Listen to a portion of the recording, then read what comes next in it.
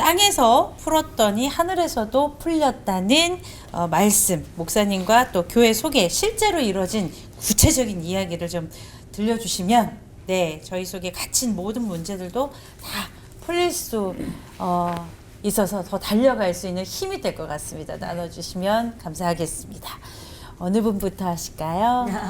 저부터. 다 안 쳐다보죠? 네, 그래서 저부터. 이 목사님부터 네. 하실까요? 제가 미국에서 교회를 개척했을 때 뭔가 다 이렇게 완벽하게 준비가 되고 세팅된 상태에서 교회를 개척한 게 아니었습니다.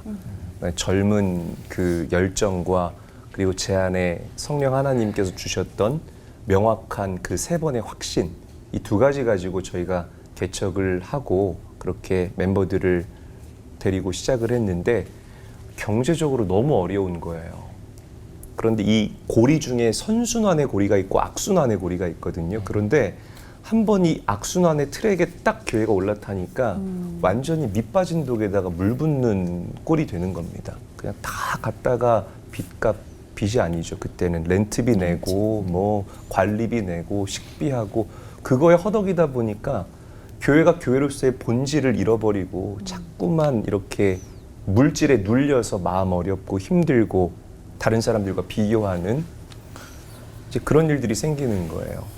울면서 기도했어요. 정말 거의 매일을 하나님께 울면서 하나님 분명히 하나님께서 하라고 하셨잖아요.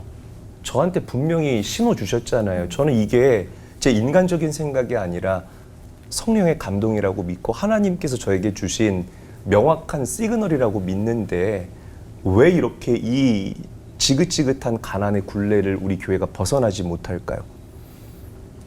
그 성경의 근거에서 하나님께서는 까마귀를 보내셔서 당신의 선지자를 먹이시는 하나님이시고 감당할 만한 시험만을 주신다고, 이 시험이 너무 버거우면 피할 길을 반드시 내신다고 약속하셨는데 제발 하나님 제 숨통 좀 트이게 해달라고, 복음 전하는데 몰입할 수 있게 좀 해달라고.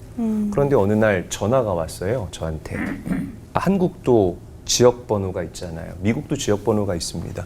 근데 지역 번호를 봤더니 캘리포니아예요. 그래서 받았더니 제가 멘토로 삼고 있는 어떤 목사님께서 전화를 주셔서 저한테 이렇게 말씀하시는 거예요.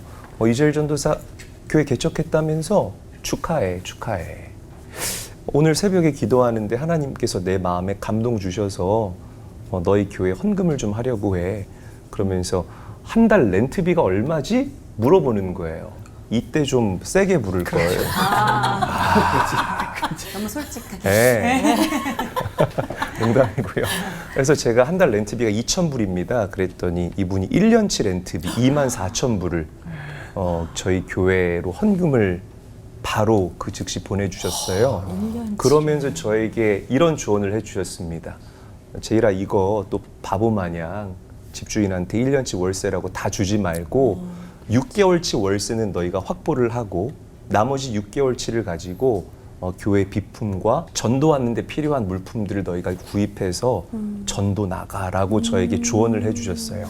그래서 목사님께서 조언하신 그대로 저희가 했죠. 그런데 이 6개월이 확보가 되니까 너무 해피한 거예요. 6개월 동안 마음 놓고 청년들을 양육하고 성도들을 양육할 수 있었고 정말 본질적인 일, 말씀을 전하고 모여서 기도하고 흩어지면 전도하는 그 교회의 본질적인 일에 몰입을 하다 보니까 점점점 그 수가 더해져 가고 하나둘씩 하나님의 사람으로 이렇게 변화되는 모습들이 보이는 거예요. 그래서 그때부터 이 시카고에 개척했던 제일교회가 숨통이 트이고 이렇게 차츰차츰 그 수를 더해가는 은혜를 제가 경험했습니다. 그러니까 하나님께 간절히 간구했더니 땅에서 풀었더니 하늘에서 풀리는 역사. 누구도 기대하지 않았는데 정말 하나님 붙잡고 기도했더니 하나님께서 응답하셨던 실제적인 이야기 여러분들과 나누고 싶습니다. 아멘. 네. 저는 신학교 4학년 때 1980년인데 원래가 군모 후보생이었는데 4학년 때 데모 주동하다가 이제 무기정학을 당하고 그래서 사병으로 이제 군대에 끌려갔어요. 근데 그때 당시에 뭐 무기정학은 학교 측에서 내리는 거니까 학교의 학장님 비롯해서 교수님들 그 원망이 많았죠. 그리고 저는 그때까지도 저희 아버지 어머니는 교회를 안 다니실 때였어요. 아무도 예수 안 믿는 집에서 제가 먼저 고등학교 1학년 때 교회 나가서 예수를 믿고 은혜 받고 신학교를 갔으니까. 근데 제가 무기정학을 당하고 군대를 갈 때 저희 부모님이 참 힘들어 하셨어요. 그러니까 아들 신학교 가는 거 반대하셨고 그래도 마음이 조금은 풀리신 게 1학년 때 군목 시험 합격해서 아들이 어쨌든 군종 장교로 군 생활한다. 그것 때문에 조금 풀리셨는데 그게 날아가는 거잖아요.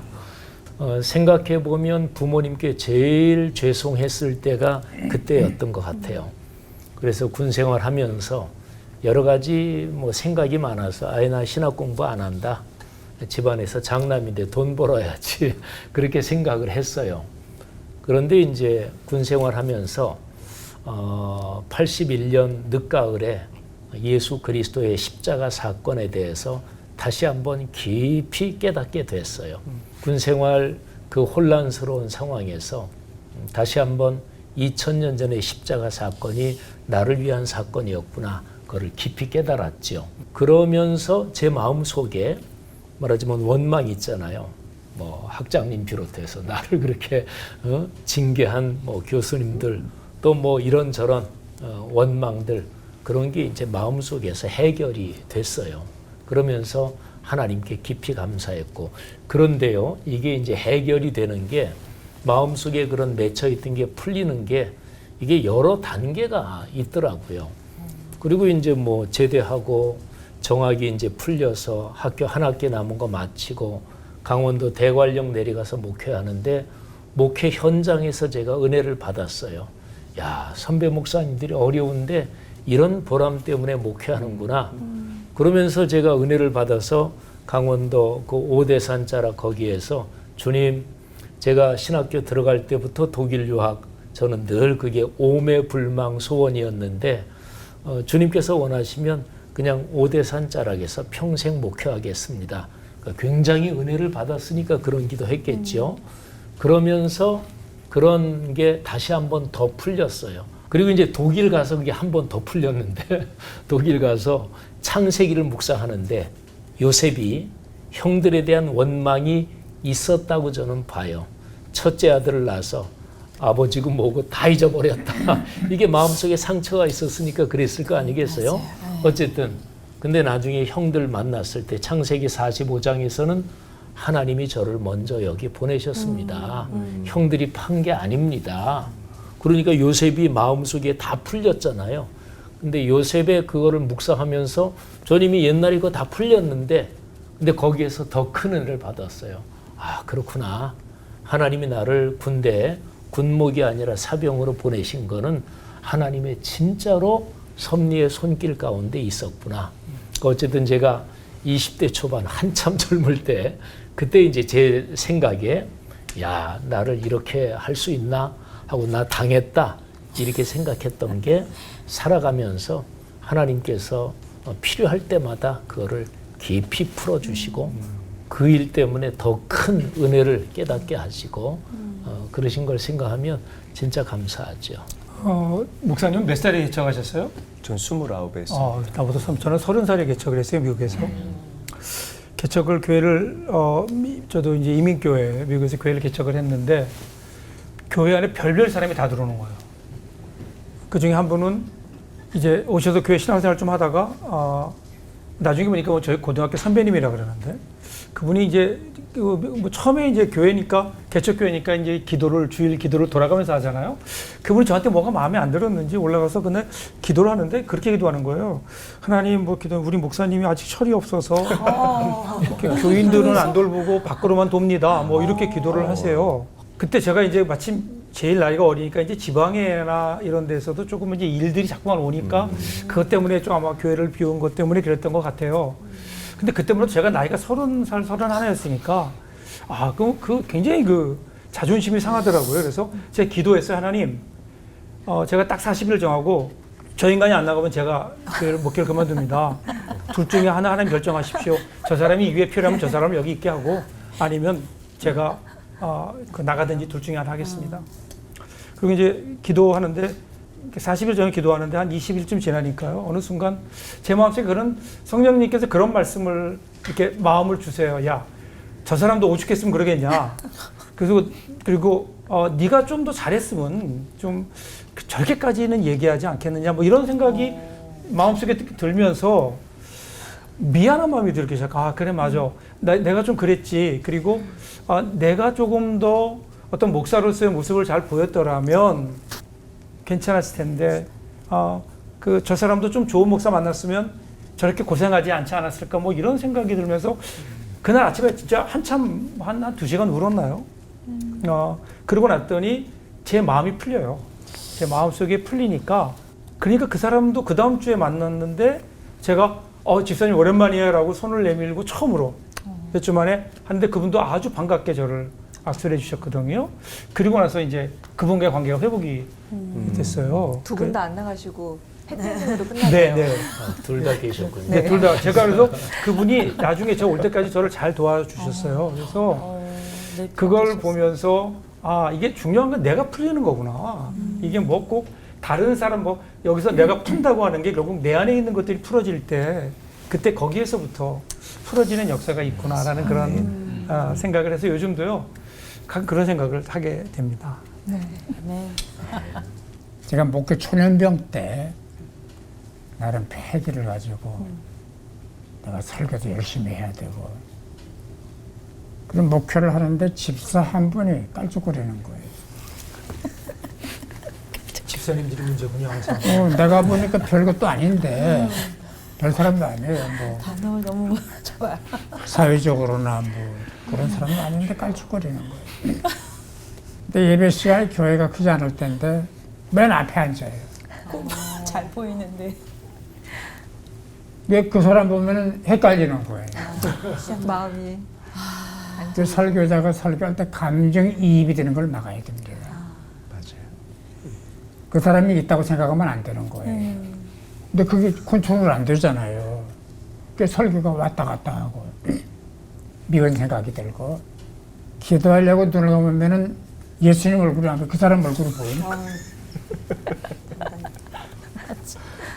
못 견디겠어요. 그래서 목사님 기도를 시작을 해서 하나님 어떻게 하면 좋습니까? 좀 정리하는 방법이 없습니까? 근데 영감이 오는데 풀어라. 풀어라. 어떻게 풀까요? 네가 풀어. 네가 풀어. 그래 푸는 방법을 한 열흘 고민을 해서 어떻게 풀어야 되나. 어떤 날 전화를 걸었어요. 집사님 좀 만납시다. 그럼 웬일이세요? 아니 차나 한잔 하십시다. 만나가지고 고생 많으셨죠? 제가 주인입니다. 제가 그 초년병이라 다 서툽니다. 집사님 같은 분이 도와줘야 제가 목회를 할 수 있습니다. 좀 도와주십시오. 초년병 아닙니까? 그랬더니 멍하니 바라보더니 눈물을 똥똥 흘리는 거예요. 목사님 죄송합니다.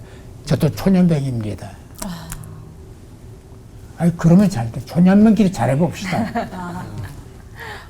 그 초년병이 예쁘게 자라더라고요. 아멘. 우리가 인간관계도 그렇고 목회도 그렇고 부부관계도 그렇고 내가 먼저 나서는 내가 먼저 미안하다 잘못했다 이게 쉽지는 않아요. 자존심이 있기 때문에 내 그 자존심을 꺾고 자존심을 내서면 예수님만큼 자존심 못 되게 해주세요. 또 오셨잖아요. 내가 왔다. 너 만나러 왔다. 이 결론은 하나님을 보셔야 되고 나는 하나님의 섭리에 응답하고 순종해야 된다. 그러면 문제가 풀리고 열쇠가 든든해진다.